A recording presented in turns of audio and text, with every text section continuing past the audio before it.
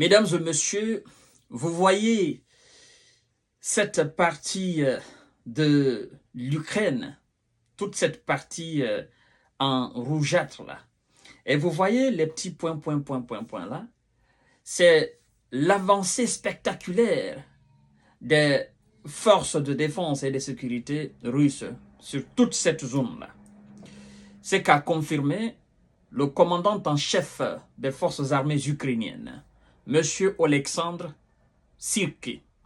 Et le ministre de la Défense lui-même a confirmé, parce que disait-il qu'il est allé au front, n'est-ce pas, dans le feu de l'action, où il a constaté une situation alarmante du côté de ses soldats. Et du coup, le ministère russe de la Défense a fait un état des lieux, l'avancement spectaculaire de ces hommes dans leur opération spéciale militaire. Alors, chères dames, chers messieurs, chères demoiselles, partagez la vidéo dans tous les groupes possibles, abonnez-vous sur cette page et activez la cloche de notification. J'ai tiré juste la cartographie pour que vous puissiez comprendre exactement, n'est-ce pas, l'avancée en image même des forces russes au front. C'est-à-dire, c'est tout au long, n'est-ce pas, du front du nord jusqu'au sud. Dans toutes les zones, la Russie avance d'une façon extraordinaire et ça inquiète beaucoup les Occidentaux parce que naturellement, ceux qui sont sur le terrain n'ont pas les moyens pour contrer. Ils nous disent que la Russie a un nombre pléthore de militaires, ce qui fait que les soldats ukrainiens n'arrivent pas à les contrer. Mais écoutez, c'est pourquoi on vous dit que les deux armées ne jouent pas dans la même catégorie. Vous comprenez?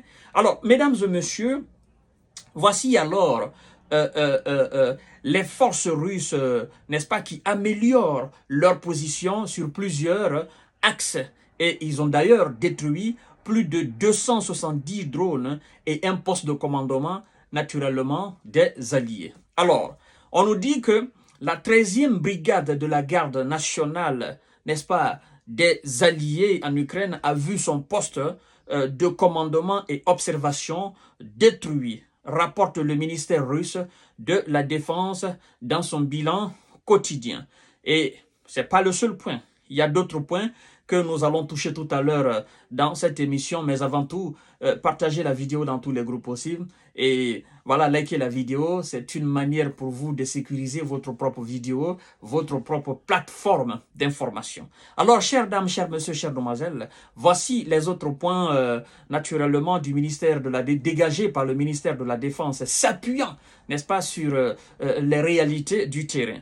On nous apprend que les forces russes ont amélioré, n'est-ce pas, leur situation tactique sur l'axe d'Advika ces dernières 24 heures. Vous comprenez? Et les pertes des alliés, ils s'élèvent à plus de 295, n'est-ce pas, militaires du côté allié en 24 heures. Ça témoigne combien de fois actuellement les alliés sont en train de reculer sur le terrain parce que n'ayant pas les moyens, n'ayant pas les armes, n'ayant pas les missiles, n'ayant pas les avions de combat. D'ailleurs, il faut apprendre aux uns et aux autres que l'espace aérien est dominé par les forces russes. Là, on n'en parle pas parce que c'est Zelensky lui-même qui témoigne en disant qu'ils n'ont plus le contrôle de l'espace aérien de leur propre pays. Ça veut dire qu'ils ne peuvent pas voler s'ils ont encore des avions. Alors, mesdames et messieurs, on nous apprend aussi que le groupement sud s'occupe, n'est-ce pas, occupe des positions plus avantageuses sur l'Asque de Donetsk. Les forces des alliés, n'est-ce pas, y ont perdu plus de 420 militaires. Vous comprenez? Sur tous les axes, dans toutes les zones, les alliés, parce qu'ils n'ont pas les moyens. Ils n'ont pas le rapport de force devant. Et donc, ça ne peut pas voilà, inquiéter les forces russes qui marchent dessus et qui continuent leur avancée vers les grandes villes, vers les zones, les grandes zones. Voilà, mesdames et messieurs, ils ne comprennent pas, mais ils vont comprendre et ça sera plus tard. Partagez la vidéo dans tous les groupes possibles. On nous apprend aussi que, naturellement, les forces russes ont infligé, n'est-ce pas, des dégâts aux effectifs et à l'équipement de 2 brigades des Alliés sur l'axe, n'est-ce pas, de Kupiansk, où la situation s'est aussi améliorée dans la main des forces de Vladimir Poutine. Et la défense aérienne russe, on nous apprend qu'elle a abattu 270 drones, n'est-ce pas, des Alliés et 6 projectiles de lance-roquettes multiples HIMARS. HIMARS, vous savez que ce machin était tant vanté par les médias propagandistes, n'est-ce pas, cette arme américaine, vous comprenez? Mais là, elle s'avère inutile parce que jusqu'à présent, elle n'a pas encore réussi à créer la différence sur le terrain. Dommage que ça soit ainsi. Les forces russes ont pour la première fois détruit un système de guerre électronique des Alliés qu'on appelle Kmara. Voilà, c'est comme ça Kmara. Et donc, mesdames et messieurs, vous voyez la cartographie, c'est que actuellement la Russie est en train d'avancer sur tous les points, Et les systèmes de défense aériens des Alliés ne tiennent plus, parce qu'il n'y en a plus. Patriote qu'on a tant vanté, Patriote a été détruit, les systèmes de défense aériens allemands qu'on a donnés, ça ne fonctionne pas. Tout ce qu'on donne en réalité, parce qu'on les donne en catimini, on les donne en unité, on ne les donne pas assez, on ne donne pas ce qui est moderne, ce qui est dernière génération. On donne ce qu'on n'a plus besoin et du coup, en face, il y a des équipements militaires de dernière génération. Vous comprenez? Alors, les équipements des années 70, des années 80, des années 90 ne peuvent pas rivaliser avec les équipements des années 2024, des années 2023. La technologie évolue. Et donc, c'est pourquoi je vous ai dit la fois dernière qu'en réalité, M. Zelensky a rendu son pays un dépotoir, une décharge, n'est-ce pas, des ordures militaires. C'est ça.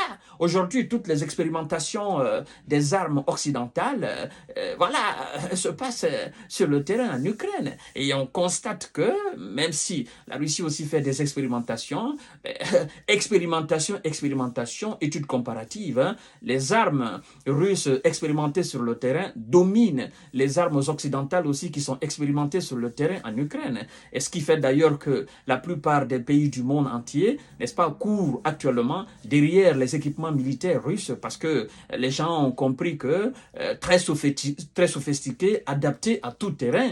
Et voilà, c'est pourquoi la fois dernière, il y a un spatialiste qui disait que après la fin de cette situation ukrainienne, hein, le monde entier va demander fortement, il y aura une forte demande, hein, n'est-ce pas, des missiles et des armes, des chars, des blindés russes, parce que tout simplement, ils ont montré leur efficacité sur le terrain.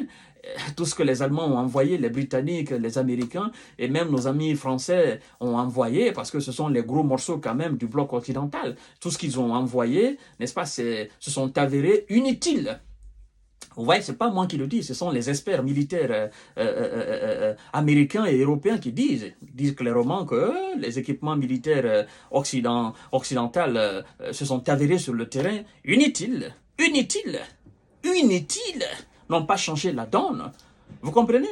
Parce que l'Occident, la grande technologie, mais face à l'armée soviétique, disons comme ça, l'armée rouge, ça pèse pas à poids, au fait. Chères dames, chers messieurs, chères demoiselles, à tout à l'heure pour notre série d'informations de décortiquage. Partagez la vidéo dans tous les groupes possibles. Abonnez-vous sur cette page et activez la cloche de notification pour ne plus rater nos émissions prochainement. Mais aussi, abonnez-vous sur ma chaîne YouTube.